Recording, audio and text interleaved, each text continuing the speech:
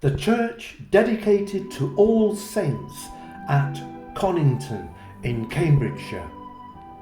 Sadly, as you'll see as we get closer, it's somewhat dilapidated these days and is in the conserve of the church's conservation trust.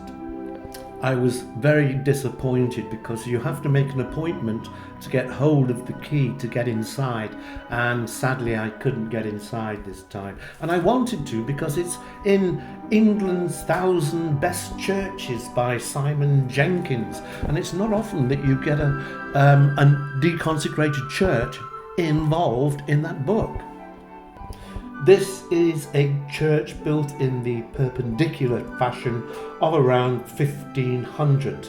Its tower rises from a grove of holm oaks, yews and holly trees, lifted from the ordinary by 4 light bell openings with 4 pinnacles above, added by a cotton in 1638.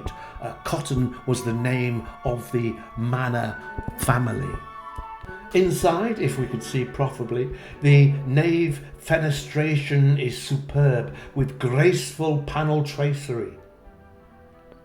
You know, this church in Conington may now be redundant and down at heel, but it still cuts a dash.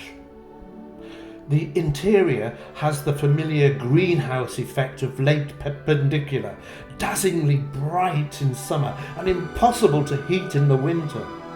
The roofs are flat and the aisles wide, with high-backed early Victorian pews. This is a church of hereditary. Sir Robert Cotton was obsessed with his descent from the Scottish Bruces and filled the church with heraldry to that effect. Most of the monuments are of the Cottons, erected in the 17th century by Sir Robert in memory of his 16th century forebears, including one of the King of Scotland. Apparently there are just 2 services a year held in this church, being in the hands of the church's conservation trust.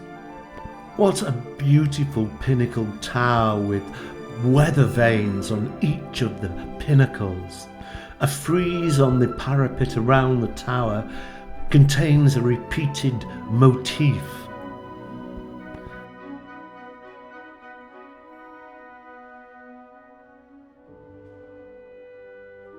Thank you most kindly for paying attention to the Church of All Saints in Conington.